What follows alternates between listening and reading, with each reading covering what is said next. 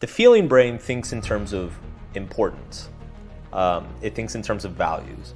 So some things are very valuable and worthy of being pursued, and other things are very, very not valuable, and they should be avoided. And the feeling brain kind of designates, almost a value score for everything, every experience, every potential experience that we can consider, including ourselves. So our idea of what our self is just another idea. The same way, living in New York is an idea, and there is a certain value I place on that, and that idea has logical connections to all sorts of things. That who I am as Mark Manson is simply a constructed idea in my mind, and as a constructed idea, my feeling brain has either positive or negative valuations and feelings for Mark Manson. When people have a low valuation of themselves, when their feeling brain thinks that their identity is not valuable and have negative emotions about it, we call that low self-esteem.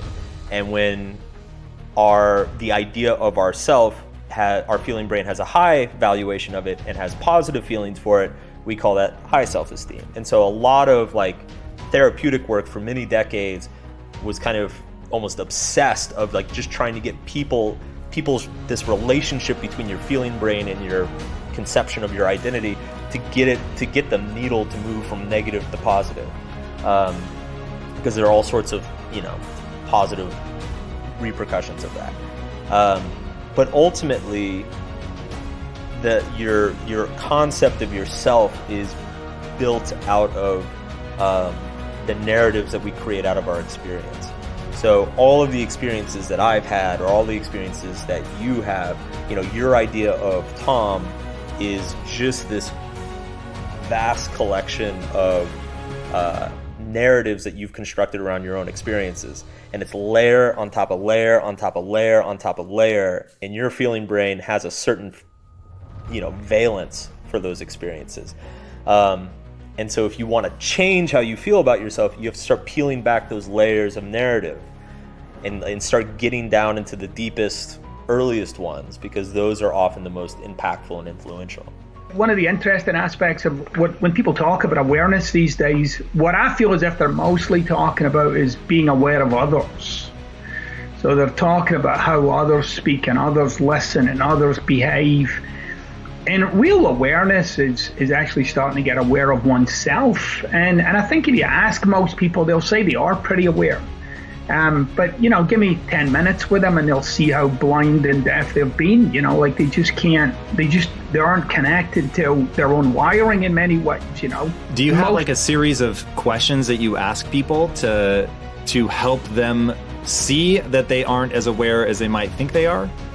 Yeah, well, basically I get people just to tell me about themselves, right? You'll hear and see the blind spots everywhere. They're all over their conversations. So when somebody talks, they're in fact speaking from the world that they're in.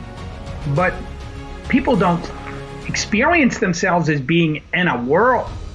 We experience ourselves as being in the world.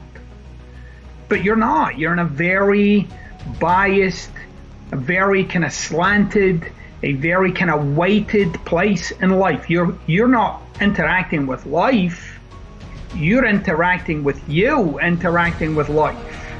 And that's a very kind of nuanced thing. And when you start to point to some of those things with people, you start to say well, how come this is something that you get hooked by? Or how come this is a strength of yours, but also a weakness of yours? That's when people start to join the dots up for themselves. It's really not about telling people. It's really about asking the right kind of questions and engaging in the right kind of conversation with somebody that you'll watch them. You'll see people joining the dots up for themselves, like, oh my gosh, yeah, that. And then, in my view, a human being starts to really get empowered with themselves when they start to make sense to themselves. Like your own actions, your own thoughts, your own emotional states. When all that starts to kind of logically click for you, to me, those are the beginnings of true awareness. The roles that we play, the dynamics that we got, there's that word again, familiar with, right, earliest in life, that we maybe started repeating once we were toddler age and had peers, right? We become the helper at home, and now we're the helper in our friend group, or we're the yes person, always saying yes, or the caretaker. We tend to be really repetitive in how we relate. And I'm of the belief that those earliest patterns, again, are just repeated in time. So whether you do reading on attachment styles and you know that you're anxious or anxious avoidant, or you just observe your dynamics in relationships, the takeaway is always that which I did in childhood, that which was familiar. How do I feel bonded to people? How do I feel safe with people or not safe with people? Become those patterns that I repeat over time. Awareness is key here. Becoming aware. What are my relational patterns?